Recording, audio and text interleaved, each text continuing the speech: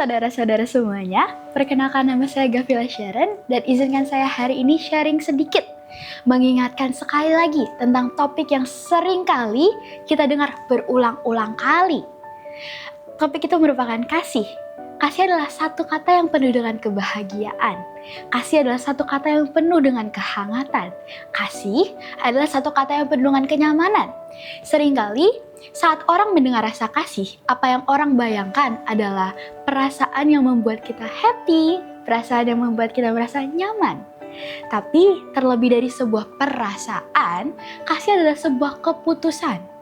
Sebuah keputusan untuk tetap mengasihi, sebuah keputusan untuk terus jadi kasih. Hari ini, mari sama-sama kita baca di 1 Korintus 13 ayat yang keempat. 1 Korintus 13 ayat yang keempat. Kasih itu sabar, kasih itu murah hati, ia tidak cemburu, ia tidak memegahkan diri dan tidak sombong. Jika kita melihat firman ini, kita akan menemukan bahwa sifat-sifat petunjuk dari Alkitab merupakan hal-hal keputusan yang harus kita ambil. Untuk menjadi sabar adalah keputusan yang harus kita ambil. Untuk menjadi murah hati adalah keputusan yang harus kita ambil. Untuk menjadi tidak cemburu adalah keputusan yang harus kita ambil. Kasih adalah sekali lagi sebuah keputusan, bukan sekedar perasaan. Tetapi kasih juga nyata dan bukan hanya sekedar kata-kata. Saudara-saudara sekalian, bahkan sebagai manusia, kita menuntut orang untuk mengasihi kita lebih dari sekedar kata-kata. Kita menuntut orang untuk mengasihi kita dengan bukti nyata, aksi nyata.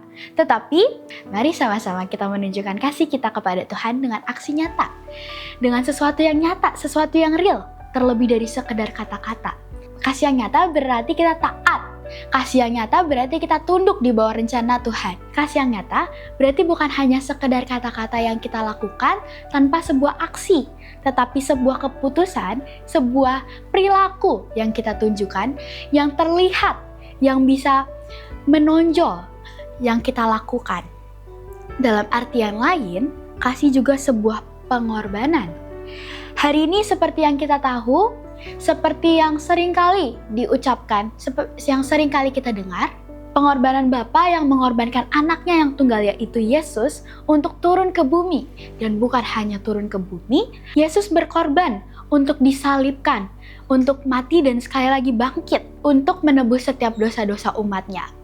Itu adalah suatu aksi nyata yang terlebih dari sekedar kata-kata. Itu juga merupakan aksi yang bisa dilihat, aksi yang bisa dirasakan, aksi yang bisa kita dengar. Tapi selain dari pengorbanan Yesus, ada juga pengorbanan Abraham, seorang bapa dari setiap orang yang percaya, seorang bapa dari sangat banyak anak. Abraham hari itu seperti yang kita ketahui, ia menanti-nantikan Ishak untuk waktu yang sangat lama, untuk waktu dan proses yang bukan sekedar hanya berminggu-minggu atau sekedar berbulan-bulan, tapi bertahun-tahun lamanya. Hari itu bahkan ketika Abraham diberitahu bahwa dia akan mempunyai anak di umur yang sudah sangat tua, itu merupakan sesuatu tindakan iman yang harus sekali lagi dia percayai, yang harus diambil. Kenapa? Karena sepertinya sudah menjadi mustahil, sepertinya sudah menjadi sangat susah, dan apa yang manusia bilang sudah menjadi seperti sangat aneh untuk dipercayai.